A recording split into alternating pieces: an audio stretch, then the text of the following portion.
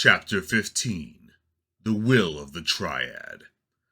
Chapel of Resounding Justice, 15th of Chess, 1362 Dalen's Reckoning, High Sun. The captain busied Gaheris with chores around the walled chapel all morning. After clearing the dishes from breakfast, simple wooden trenchers to hold a simple meal of oats and sausage, which he had wolfed down with gusto, he was set to cleaning around the building. He was just finishing sweeping out the sanctuary and considering when the garrison might take luncheon, when the sound of horses outside the gate made him look up. Several men in armor, prominently bearing the warhammer and scales of Tyr, rode up to the chapel's open gate, their leader, a tall man in plate, dismounting as Captain Whitestone strode forth to meet them. "Hail, Justicar Valerius," the captain said by way of greeting. "Welcome to the Chapel of Resounding Justice in the name of Tyr." "Hail, Captain Whitestone," responded the man as he strode into the courtyard, the captain falling into step with him. "Justice and mercy be upon you and your command. I see you have had troll trouble, judging by the carrion in the field outside. I trust all is well. Is this the boy?" He changed the subject, nodding toward where Gaheris stood, broom in hand in the doorway to the chapel sanctuary. "He is Justicar, but circumstances have changed since I sent the dispatch." "He has told you the truth of his story, then?" "That and more. Should we speak in private?" he asked, looking meaningfully at the boy observing from across the courtyard. "Of course, Captain," answered the senior knight, and followed him to his quarters, while his retinue led their horses into the courtyard, Chaplain Buckman hurrying behind. The two officers did not emerge until lunch was served. Knowing the chapel's limitations, the visiting delegation had brought a spread with them. Presented with a plate, Gaheris again devoured his meal. Even though he had been at the chapel for over a full day and had been regularly fed, habits die hard, and when used to hunger doesn't linger over food. The Justicar wiped the corners of his stern mouth as the rest of the group finished and turned to regard the boy. "You are Gaheris, sometime known as Stead Corwin. Captain Whitestone has relayed to me the story you told him. Have you anything to add?" He hesitated. "No, my lord, You needn't address me that way. I am no noble." Gaheris nodded uncertainly. "As you say. No, I gave Captain Whitestone and Chaplain Buckman the complete truth." Valerius fixed him in his piercing gaze. "I see you believe that is so. That is good, but it presents me with a problem. How to deal with you, an admitted thief and yet favored of Tyr. You know that is what the vision of the Warhammer means, not to mention the obvious blessings you displayed fighting the troll." He had, in fact, not known that was what the vision of Tyr's Warhammer meant, but thought it best to remain silent. The Justicar continued. "There will be no corporal punishment. You received enough of that already at the hands of the Night Masks. You have committed no crimes against Symbia, bar pickpocketing and Sairloon, and we clearly cannot send you back across the Dragon Reach." Gaheris shuddered, knowing full well what would happen if he were returned to Westgate in chains. "Therefore, as Tyr has seen fit to call you, you will serve your penance to his church itself. Until your age of majority, and 3 years thereafter, you will serve as assigned by your superiors, without the opportunity for honors or ranks. You will make restitution to those you have harmed, delivered anonymously by other Tyrans, in cases where this would put your life at risk. At the end of this time, you will be free to choose your own path, but know that returning to crime will assuredly cost you Tyr's blessings. Do you understand and accept this judgment, knowing your alternative is the Symbian authorities?"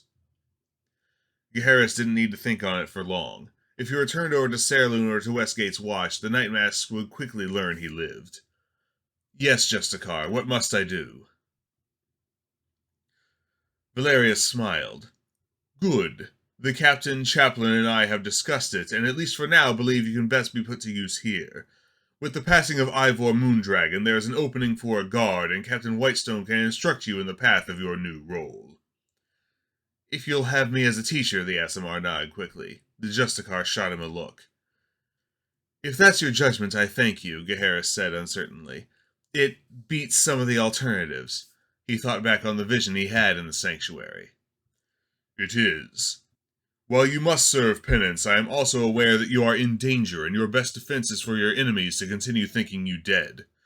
I think at some future time you may be instrumental in bringing them to justice, but that time is not today. Now," the Justicar continued, standing, "while we are here, we shall take service at the feet of resounding justice this evening and in the morning before setting out. but for now I would pay respects at the grave of Ivor Moondragon, who gave his life in the service of justice. Come, let us go outside. The chapel's garrison and visiting clergy and soldiers filed out of the gate toward the simple headstone marking the resting place of the fallen guard, dug the day before. Gaheris brought up the rear as Miri Buckman fell back to speak with him. I'm glad that was the result, young Trollbane, she said with a thin smile. We'll make a good Tyrian out of you yet. I hope so, drawled Samson, one of the other chapel guards walking just ahead of them. Getting someone else crazy enough to live out here usually takes longer. The chaplain cuffed him on the back of the head. With the chapel full to overflowing, tents in the courtyard and field outside were the order of the evening. Captain Whitestone moved into the now empty bunk in the barracks while Justicar Valerius took over his quarters. The chaplain did not move and everyone else camped. Resounding Justice's statue body glowed a soft blue light that filled the courtyard, beautiful in its way but also difficult to sleep under. With a cloak pulled over his head, Gaheris eventually managed it. Gaheris' vision of Tyr in the court returned again.